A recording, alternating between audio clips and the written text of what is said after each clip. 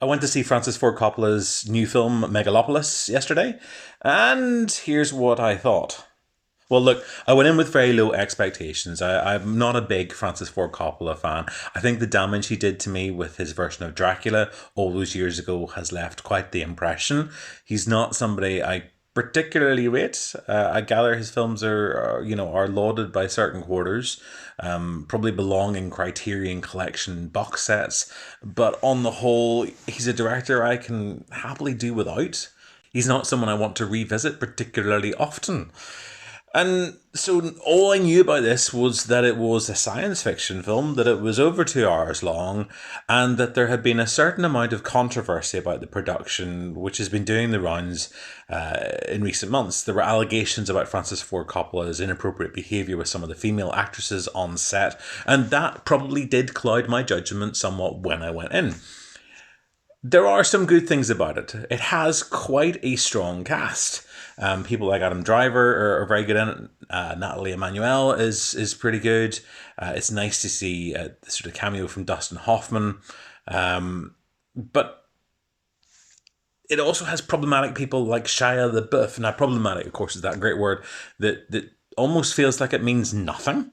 But combined the casting of Shia LaBeouf and the allegations about Francis Ford Coppola, which he has denied, and it starts to feel slightly uneasy.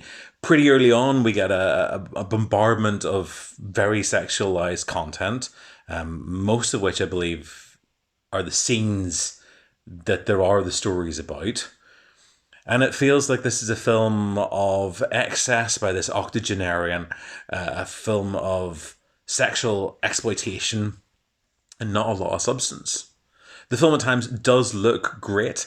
It is very beautiful on occasion, and there are some shots which are still playing out in my head because they look so gorgeous. The concepts are pretty solid. The story itself, though, is all over the place. It's not narratively cohesive enough for me to thoroughly enjoy. And I still don't think I properly understood what was going on. There are elements, particularly early on, where I thought of someone like Federico Fellini's work. There's this sort of slightly surrealistic quality to it. There is something Italian and madcap about it. Other people have referenced things like Caligula. And maybe that is more fitting, but it only goes so far. And then it just loses me because there's no heart in this really at all. While I get there's some sort of treatise about love in here and there's something about time and there are vaguely science fiction ponderings on it, it presents us with a bunch of characters that I just don't care about. Absolutely every individual that we see on screen who has lines and screen time is an obnoxious, entitled rich kid. Or an obnoxious, entitled rich elderly person. And there is no dramatic consequences really of note. There's no one that I feel I can empathize with at any point.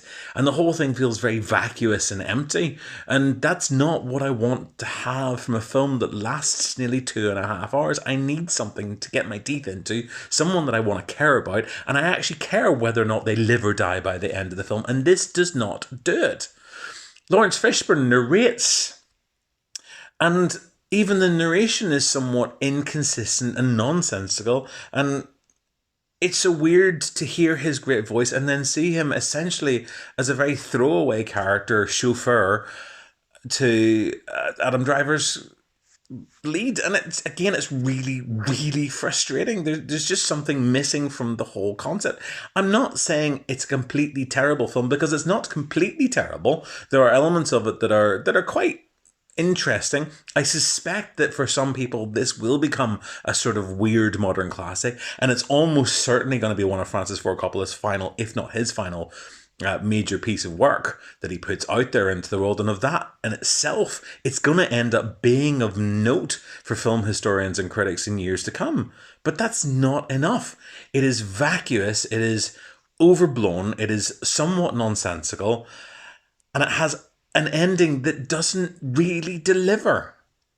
Nothing really makes sense. Feels like there are huge gaps missing in terms of the storyline.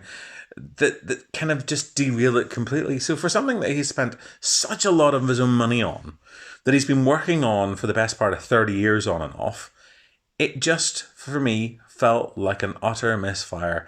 And quite honestly, I can't hardly recommend it to general public. I think this is one of those films that's going to become a film for filmy people, for the critics, for the enthusiasts, for the film nerds. I don't know what the general public are going to make of it. I'd be interested to hear what you thought of it. Especially if you're not one of the filmy people, what does the general public actually make this film? Is it any good? Is it just enough to have a bit of titillation and some good-looking people? That do we need something else? And for me, I think we need something else. So this isn't a film I can recommend. It is interesting in places, but it's very unsatisfying. And quite honestly, I don't even know if seeing it on a big screen is enough to justify going and paying the money to see it. Um, Francis Ford Coppola's Megalopolis 2024. It's a for me.